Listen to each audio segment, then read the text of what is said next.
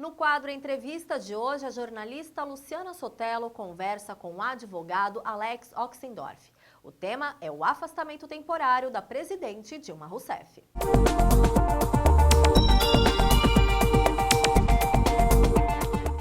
Afastada desde 12 de maio, Dilma Rousseff agora aguarda a decisão do Senado sobre o impeachment. Para falar sobre esse assunto, eu converso agora com o advogado Alex Oxendorf. Olá, Alex. Fala um pouquinho, houve ou não crime de responsabilidade? Primeiro, para se falar sobre o crime de responsabilidade, nós temos que observar a lei de responsabilidade, que é de 1950. Essa lei, pelo menos a meu ponto de vista, ela não foi recepcionada pela Constituição Federal. Ou seja, a Constituição é de 88, essa lei, a definição do que realmente é crime de responsabilidade para ter o afastamento da presidência da República, ela é um tanto obscura. Ela não deixa claramente qual seria a conduta que a presidência da República teria que praticar para ela poder ser afastada. Esse é o primeiro ponto. Tem outros pontos a serem analisados. Um fato muito importante é a ausência de prejuízo por erário público. Não ficou configurado em nenhum momento que as supostas pedaladas fiscais geraram ofensa, geraram prejuízo por erário público. E não havendo esse prejuízo, o que o direito quer proteger, o que a lei quer proteger, não foi ofendido. Então deixa de existir o crime. E uma outra característica muito importante é que as contas deveriam ter sido analisadas previamente para constituir o ilícito administrativo para gerar o crime. E também isso não ocorreu. E a expectativa agora é que tudo se resolva? A minha expectativa como operador de direito, e eu fiquei primeiro assustado, surpreso, depois assustado, foi que nós esperamos sempre o cumprimento das leis. O que nós buscamos no nosso dia a dia, o advogado, o operador de direito, ele defende a lei. E o que aconteceu nesses últimos dias, nesses últimos meses, foi a absurda ofensa à lei. E eu achava, com 20 anos que eu tenho de advocacia, que o STF realmente seria o guardião da nossa Constituição. E não foi. Hoje o que existe no nosso meio é um utilitarismo jurídico, em especial no STF. E o que seria esse utilitarismo jurídico? É o judiciário decidir de acordo com a opinião pública, deixando de lado o tecnicismo e indo única e exclusivamente para o que vai agradar a opinião pública.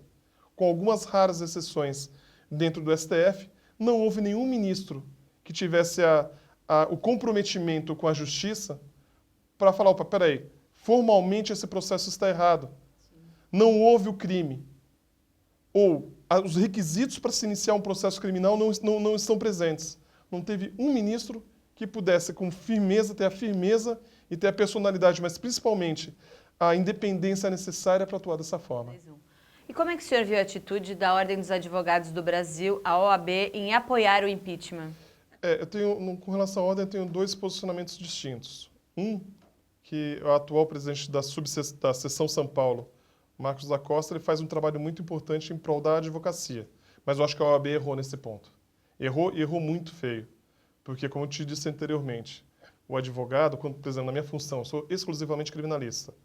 Não é porque eu defendo uma pessoa que cometeu um crime de homicídio, de um tráfico, que eu apoio o crime de homicídio ou do tráfico. Não, eu defendo a lei.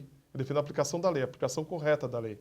E a ordem teria que ter se posicionado nesse sentido, de cobrar do Procurador-Geral de Justiça, de cobrar do Supremo Tribunal Federal um posicionamento técnico, a exigência da aplicação da lei. Sempre a Ordem dos Advogados fez isso. Eu acho que nesse ponto a Ordem acabou errando, a Ordem acabou não atuando e agiu como o STF agiu, dentro do utilitarismo jurídico para não ir contra a opinião pública. Opinião pública essa que foi espantosamente manipulada por órgãos da imprensa que deixaram de ser órgão de imprensa e passaram a atuar como partidos políticos. Juridicamente, como é que funciona esse período de afastamento e quais são as prerrogativas que a Dilma tem? As prerrogativas, ela vai manter todos os direitos da presidência da República, ela vai continuar com o salário dela, com direito à segurança, a continuar morando no Palácio da Alvorada, porém, administrativamente, ela não tem mais o poder da presidência da República. Então, ela é afastada por um prazo máximo de 180 dias. O Senado fez a admissibilidade, ou seja, é admissível a acusação contra a presidente, e agora vai para a fase do julgamento do mérito. se ela realmente é culpada ou não é culpada. E aí eu repito, uma decisão que deveria ser analisada juridicamente, porque juridicamente é onde você tenta se chegar o mais próximo da justiça, nós vamos fazer um julgamento político e, infelizmente, a gente já sabe o que vai acontecer. E o que pode acontecer daqui para frente com os direitos adquiridos pelos trabalhadores? Olha, eu tenho muito temor com o que pode acontecer com os trabalhadores daqui em diante. Porque o que foi fomentado desde a última eleição, que nós estamos vivendo o terceiro turno agora, o que foi fomentado por um grupo de poder econômico muito forte para retirar do poder um governo que sempre lutou e sempre observou os trabalhadores, para poder agradar esse grupo, eu tenho muito temor que esses direitos dos trabalhadores possam ser flexibilizados. Eu acredito sim que haverá uma manobra, eu acredito sim que muito proximamente a gente vai ver as conquistas sociais que o nosso país já obteve, elas serão perdidas. Eu tenho esse temor, um temor muito grande e muito claro que isso vai acontecer. Porque você apear do poder uma presidente da República por conta de manobra de um determinado grupo, esse grupo não fez isso pelo amor ao Brasil. Esse grupo ele fez para ver os próprios interesses. E os próprios interesses são contrários à do atual governo. E o atual governo sempre pautou pelos trabalhadores. Eu tenho certeza que o que virá adiante não será do melhor para o trabalhador. Doutor Alex, muito obrigada pelas explicações e até a próxima. Até uma próxima.